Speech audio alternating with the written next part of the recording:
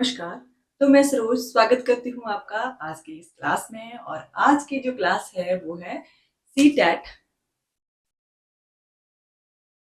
CTET से related. ठीक है, तो सीटेट के इम्पॉर्टेंट क्वेश्चंस आंसर हम पढ़ने वाले हैं, जो कि एक तरह से पीवाईक्यू भी हैं और बहुत ज्यादा इम्पोर्टेंट ये क्वेश्चन एग्जाम के लिए रहने वाले हैं। ठीक है, तो ये जो क्वेश्चंस हैं वो सीटेट से रिलेटेड हैं। और अगर आप एचपी टेट या किसी भी और एग्जाम की तैयारी कर रहे हो, तब भी आपके लिए ये क्वेश्चन जो है वो इम्पोर्टेंट है, क्योंकि ये क्वेश्चन जो है मैक्सिमम जो कॉन्स्टिट्यूशन है उससे रिलेटेड है, हमारे संविधान से रिलेटेड ये क्वेश्चन है।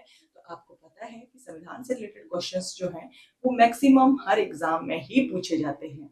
तो जैसा कि आपको फ्रेंड्स पता ही है कि इस बार जो सीटेट है वो जून जुलाई वाला सीटेट जो है वो नहीं हुआ है। वैसे तो आपको पता है हर 6 महीने के बाद जो है वो सीटेट का एग्जाम होता है। तो इस बार जो जून जुलाई वाला एग्जाम है वो अभी तक नहीं हुआ है। तो होप ये की जा रही है कि नवंबर दिसंबर में ये एग्जाम लिया जा सकता है। तो ये एक तरह से बेनिफिट ही है, क्योंकि जो बच्चे सोच रहे थे कि हम जून जुलाई वाला सीटेट क्रैक करेंगे, उनके लिए ये बहुत ज्यादा फायदेमंद रहने वाला है। क्यों? क्योंकि अगर हमें ये टाइम आगे के लिए 2-3 महीने और मिल गए हैं, तो हम जो है वो अपनी प्रिपरेशन को बहुत अच्छे से जो है वो कर सकते हैं।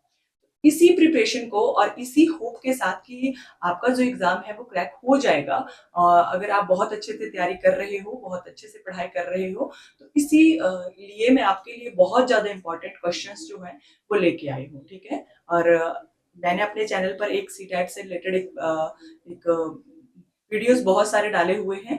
तो एक प्लेलिस्ट डाली हुई है, अगर आपने अभी तक सीटेट का पढ़ना शुरू नहीं किया है तो आप उस प्लेलिस्ट को जाकर चेक कर सकते हो। वहां पे मैंने एक क्रम वाइज जो है वो क्वेश्चंस को आंसर जो है वो आपको दिए हुए हैं। बहुत अच्छे अच्छे क्वेश्चन जो है वो मैंने आपको डिटेल में बताए हुए हैं।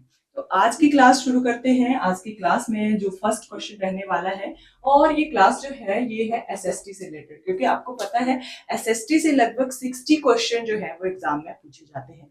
बाकी 30 क्वेश्चन जो है वो चाइल्ड डेवलपमेंट एंड पेडागोगी से, और 30 क्वेश्चन हिंदी से, और 30 क्वेश्चन जो है वो जनरल इंग्लिश से। ठीक है, तो इसी तरह का पैटर्न रहता है सीटेट के एग्जाम का भी। तो ये जो है ये एसएसटी से रिलेटेड क्वेश्चन है, और कॉन्स्टिट्यूशन के मैक्सिमम क्वेश्चन इसमें इंक्लूड किए गए हैं। तो आपने वीडियो को स्किप करके बिल्कुल भी नहीं जाना है, एंड तक वीडियो को जरूर देखना है। आई होप आपको ये वीडियो जो है वो बहुत ज्यादा यूजफुल लगेगी। और अगर आपको वीडियो अच्छी लगती है तो आपने अपने फ्रेंड्स के साथ इस वीडियो को शेयर करना है, और वीडियो को लाइक जरूर करना है, कमेंट करके मुझे जरूर बताना है कि आपको ये क्लास जो है वो कैसी लगी। ठीक है, तो आज की क्लास का जो पहला क्वेश्चन है ये है, धर्मनिरपेक्ष शब्द जो है ये भारत भारत के संविधान की उद्देशिका यानी कि प्रस्ताव का एक भाग है।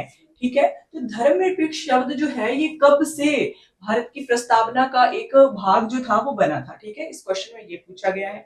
तो धर्मनिरपेक्ष जो शब्द है, एक तरह से नॉन अलाइनमेंट जो शब्द है, ये जो है ये भारत की जो उद्देशिका है, जो प्रस्तावना है, उसमें ये कब से ये शब्द जो था वो भारत का संविधान का भाग बन गया था, यानी कि प्रस्तावना का भाग बन गया था। तो ये बना था 42 अमेंडमेंट के बाद। ठीक है, 42वें संशोधन के बाद। ठीक है, 42वें संशोधन के बाद ये जो धर्मनिरपेक्ष शब्द है इसको भारतीय संविधान की प्रस्तावना का जो एक भाग है वो बना दिया गया था। ठीक है, तो ये इंपॉर्टेंट है ये क्वेश्चन, और इसको आपने याद रखना है। ठीक है, 42 अमेंडमेंट बहुत ज्यादा इंपॉर्टेंट है भारतीय संविधान की प्रस्तावना में। ठीक है, नेक्स्ट क्वेश्चन की अगर हम बात करते हैं तो नेक्स्ट क्वेश्चन है, संविधान की प्रस्तावना जो है तो भारत को क्या कहा गया है। तो संविधान की प्रस्तावना जो है उसमें भारत को क्या कहा गया है, उद्देशिका यानी कि जिसको हम कहते हैं, तो उसमें भारत को क्या कहा गया है।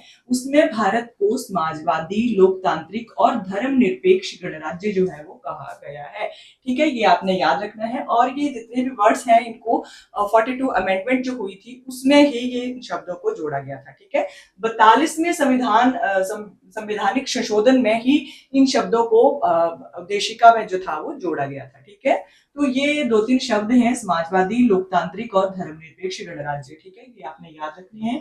ये प्रस्तावना में भारत को कहा गया है। ठीक है, नेक्स्ट क्वेश्चन की बात करते हैं। नेक्स्ट क्वेश्चन है कि लोकसभा का चुनाव लड़ने के इच्छुक जो व्यक्ति होते हैं उनकी न्यूनतम आयु जो है वो क्या होनी चाहिए, ठीक है। तो उनकी जो न्यूनतम आयु है वो क्या होनी चाहिए, मिनिमम एज क्या होनी चाहिए, जो व्यक्ति ये चाहता है कि मैंने लोकसभा का चुनाव जो है वो लड़ना है, ठीक है। तो लोकसभा का चुनाव लड़ने के लिए जो मिनिमम आयु है, मिनिमम एज है वो 25 ईयर्स की होनी चाहिए, ठीक है। वो व्यक्ति जो है मिनिमम 25 ईयर्स जो उसकी एज है उसको क्रॉस कर चुका हो, ठीक है, या 25 ईयर्स का वो व्यक्ति हो, ठीक है, वही जो है वो लोकसभा का चुनाव जो है वो लड़ सकता है, ठीक है। नेक्स्ट क्वेश्चन की बात करते हैं, तो यहाँ पर बोला गया है कि संसदीय समितियां हैं, तो आपने बतानी है संसदीय समितियां कौन कौन सी हैं। तो यहाँ पर पहला नंबर आता है लोक लेखा समिति, ठीक है, प्राकलन समिति, नंबर 3 पर आता है सरकारी उपक्रम समिति। ये तीनों जो हैं ये संसदीय समितियां हैं, ठीक है, इनको आपने याद रखना है। संसदीय समितियां एक तरह से ये हैं। नेक्स्ट क्वेश्चन आता है कि भारत के संविधान में भारत को किस रूप में वर्णित किया गया है। तो ये क्वेश्चन बहुत बहुत बहुत इंपॉर्टेंट क्वेश्चन आप कह सकते हो इसको, और बहुत तरह से ये क्वेश्चन जो है वो एग्जाम में पूछा गया है और बहुत बार एग्जाम में ये क्वेश्चन पूछा गया है। तो भारतीय संविधान में भारत को किस रूप में वर्णित किया गया है। तो भारत को किस रूप में वर्णित किया गया है ये आपसे पूछा गया है। तो भारत को कहा गया है राज्यों का संघ, ठीक है, राज्यों का संघ जो है वो भारत है, ठीक है, क्योंकि आपको पता है भारत के लगभग 28 जो राज्य हैं, उनके कारण ही भारत को राज्यों का संघ जो है वो कहा गया है, ठीक है। नेक्स्ट क्वेश्चन की अगर हम बात करते हैं तो नेक्स्ट क्वेश्चन है, अब तक भारत की उद्देशिका जो है उसमें कितनी बार संशोधन जो है वो किया जा चुका है, ठीक है, कितनी बार जो संशोधन है वो किया जा चुका है, किसमें, उद्देशिका यानी कि प्रस्तावना में, ठीक है। तो भारत की जो प्रस्तावना है उसमें कितनी बार अभी तक संशोधन जो है वो किया जा चुका है। आपको पता है भारत के संविधान में बहुत बार संशोधन किया जा चुका है, लेकिन भारत की उद्देशिका में एक बार ही संशोधन किया गया है, ठीक है, और वो संशोधन है 42 अमेंडमेंट, ठीक है, हमने शुरू में ही पढ़ लिया था। ये संशोधन था 42वां संशोधन, ठीक है। तो इस एक बार ही ये संशोधन जो था वो किया गया था, ठीक है, और ये संविधान का 42वां संशोधन था, यानी कि 42 अमेंडमेंट जो था ये भारत की संविधान प्रस्तावना यानी कि उद्देशिका से रिलेटेड था, ठीक है। तो एक ही बार इसमें संशोधन किया गया है अभी तक, ठीक है। आपको पता है संविधान में तो बहुत सारी बार संशोधन किया जा चुका है, लेकिन संविधान की प्रस्तावना में अभी तक जो है वो एक बार ही संशोधन जो है वो किया गया है, ठीक है, और उसमें धर्मनिरपेक्ष, समाजवादी, लोकतांत्रिक ऐसे शब्दों को जोड़ा गया था, ठीक है। नेक्स्ट क्वेश्चन की अगर हम बात करते हैं, नेक्स्ट क्वेश्चन है भारत में उच्च न्यायालय के न्यायाधीश को शपथ जो है ये कौन दिलाता है, ठीक है। तो भारत में जो उच्च न्यायालय होता है उसके न्यायाधीश को, जो जज है वहां के उस न्यायालय के वहां उसको शपथ जो है वो कौन दिलाता है, ठीक है, उसकी ओथ जो है वो कौन दिलवाता है। तो उसकी ओथ दिलवाई जाती है संबंधित राज्य के राज्यपाल के द्वारा, ठीक है। जैसे कि अगर कोलकाता का उच्च न्यायालय है तो कोलकाता का जो राज्यपाल होंगे कोलकाता के, वही उसको शपथ जो है वो दिलाएंगे, ठीक है। तो ये आपने याद रखना है, संबंधित राज्य का राज्यपाल जो है ये उच्च न्यायालय के न्यायाधीशों को शपथ जो है वो दिलवाता है, ठीक है। नेक्स्ट क्वेश्चन की बात करते हैं। नेक्स्ट क्वेश्चन भी इंपॉर्टेंट है और बहुत बार ये पूछा गया है कि मौलिक अधिकार जो है ये किस संविधान से लिए गए हैं या किस संविधान से ग्रहित जो है वो किए गए हैं, ठीक है। आपको पता है हमारे संविधान में जितनी भी चीजें हैं वो किसी न किसी संविधान से ली गई हैं, ठीक है। राज्य के नीति निर्देशक सिद्धांतों को भी बाहर से लिया गया है, मौलिक कर्तव्यों को भी कहीं और से लिया गया है, मतलब कि ये जो विचार हैं ये कौन कौन से संविधान से आए हैं, किस देश के संविधान से आए हैं, ठीक है, ये इस क्वेश्चन में पूछा गया है। तो यहाँ पर पूछा गया है कि मौलिक अधिकार जो है यानी कि हमारे जो फंडामेंटल राइट्स हैं ये कौन से संविधान से लिए गए हैं। तो ये लिए गए हैं अमेरिका से, ठीक है। तो मौलिक अधिकारों का जो निर्णय था या मौलिक अधिकारों का जो विचार था ये अमेरिका के संविधान से लिया गया था, ठीक है। अमेरिका आपने याद रखना है, अमेरिका के संविधान से इस विचार को लिया गया था, ठीक है। आगे है नेक्स्ट क्वेश्चन की कोलकाता में उच्चतम न्यायालय की स्थापना जो थी ये कब की गई थी, ठीक है।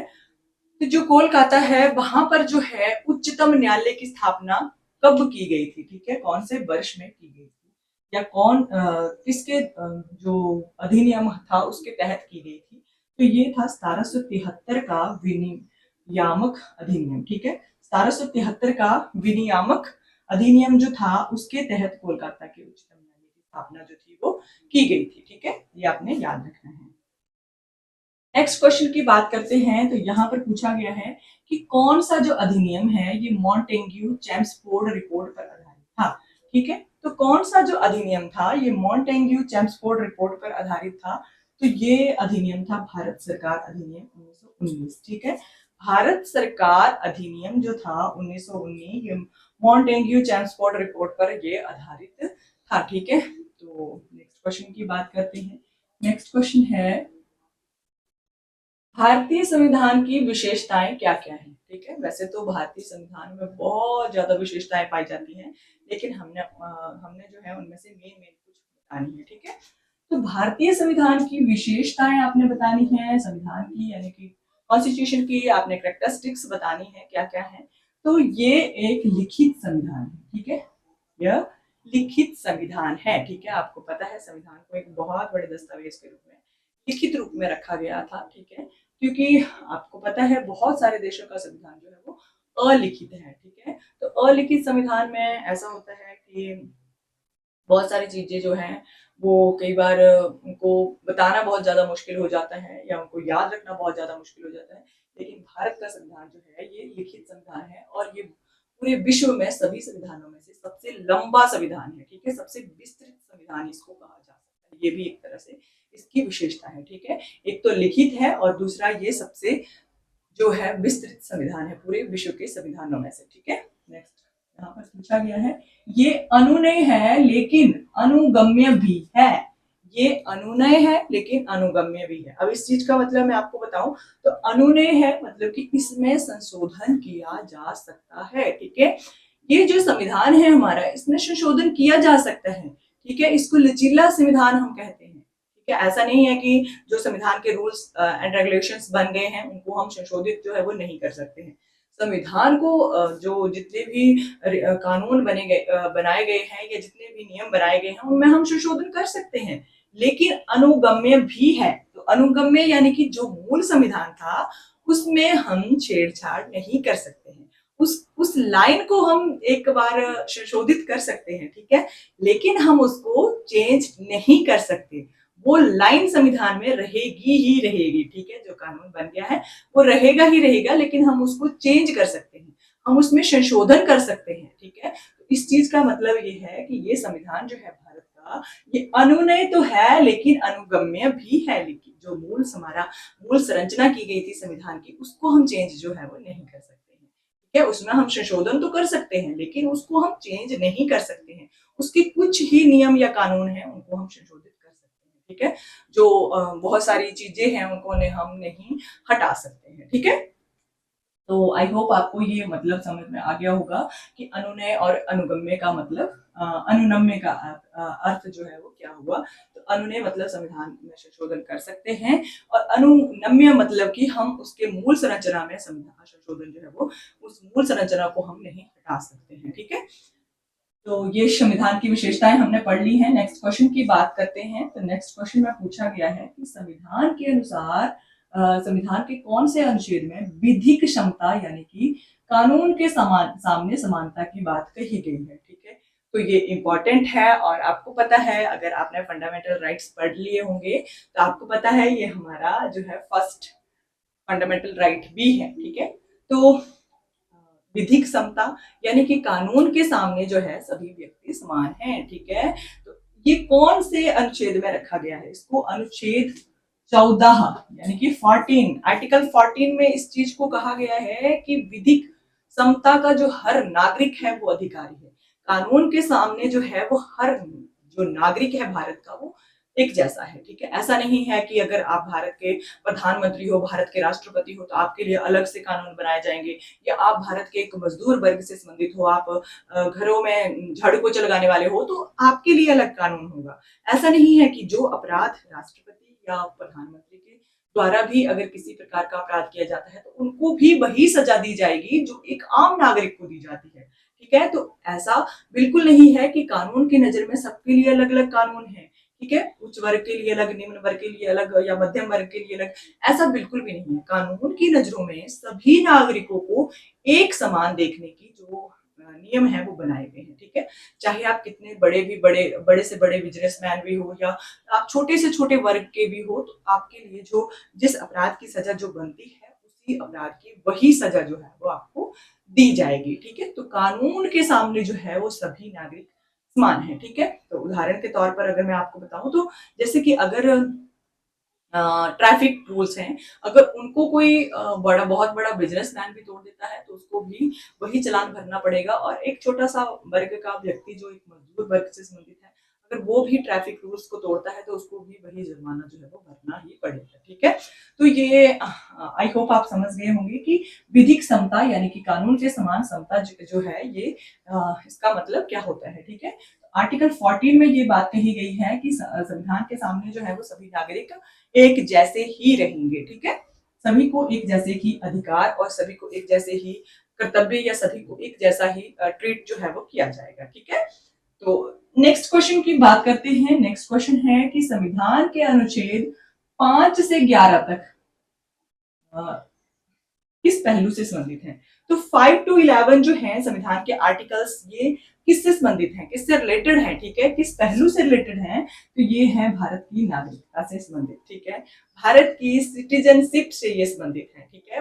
5 to 11 जो आर्टिकल्स हैं ये इंडिया की जो सिटीजनशिप है उससे रिलेटेड है, ठीक है, भारत की नागरिकता से ये संबंधित कहे जा सकते हैं, ठीक है। इंपॉर्टेंट है, आपने याद रखना है। आर्टिकल 14 तो आपको पता चल गया है, चल ही गया है कि कानून के सामने समानता जो है वो उसमें रखा गया है, ठीक है। नेक्स्ट क्वेश्चन की बात करते हैं। नेक्स्ट क्वेश्चन है कि संविधान के अनुच्छेद 324 से 329 यानी कि 324 से लेकर 329 तक किस पहलू से संबंधित हैं, ठीक है। तो 324 से लेकर 329 तक के जो आर्टिकल्स हैं ये किस पहलू से रिलेटेड हैं? ये है चुनाव से, इलेक्शन से रिलेटेड है, ठीक है। इलेक्शन से रिलेटेड इन संविधान के अनुच्छेद ये कहे जा सकते हैं 324 से 329 तक, ठीक है। नेक्स्ट क्वेश्चन की बात करते हैं। तो नेक्स्ट क्वेश्चन है कि भारतीय संविधान का कौन सा अनुच्छेद जो है ये मानव के क्रय विक्रय तथा जबरदस्ती मजदूरी कराने पर प्रतिबंध लगाता है, ठीक है। तो आपको पता है मानव का क्रय विक्रय यानी कि जो आदमी की खरीद फरोख्त की जाती है उसको उसके ऊपर प्रतिबंध लगाया गया है, और जबरदस्ती मजदूरी कराने पर भी प्रतिबंध जो है वो लगाया गया है। आप किसी भी मनुष्य से या मानव से आप जबरदस्ती जो है वो मजदूरी नहीं करवा सकते हो, ठीक है। तो इस चीज के ऊपर प्रतिबंध लगाया गया है 23, ठीक है, जो आर्टिकल 23 है उसमें, ठीक है। जो 23वां अनुच्छेद है उसमें ये बात कही गई है कि मानव का जो क्रय विक्रय है या जबरदस्ती जो मजदूरी करवाई जाती है उसके ऊपर प्रतिबंध लगाया जाता है, ठीक है।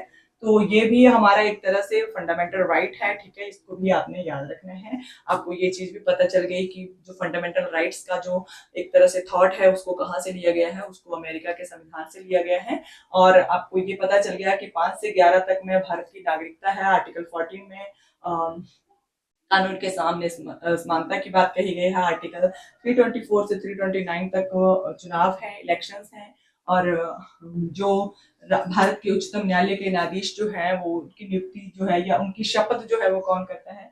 तो उनकी शपथ जो है संबंधित राज्य का राज्यपाल दिलवाता है, ठीक है। तो ये मैक्सिमम इंपॉर्टेंट क्वेश्चंस हैं सभी।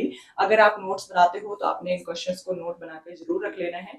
आई होप आपको ये क्लास जो है वो बहुत अच्छी लगी होगी। आप अपने फ्रेंड्स के साथ इस क्लास को शेयर करेंगे, और अगर आप चैनल पर नए आए हो तो प्लीज चैनल को सब्सक्राइब जरूर कर लें, क्योंकि ये चैनल जो है आपके लिए बहुत ज्यादा बेनिफिशियल जो है रहने वाला है। इसी तरह से इंपॉर्टेंट क्वेश्चंस और इसी तरह से PYQ में आपके लिए लाती रहूंगी। तो आज की क्लास के लिए बस इतना ही। Thank you for watching.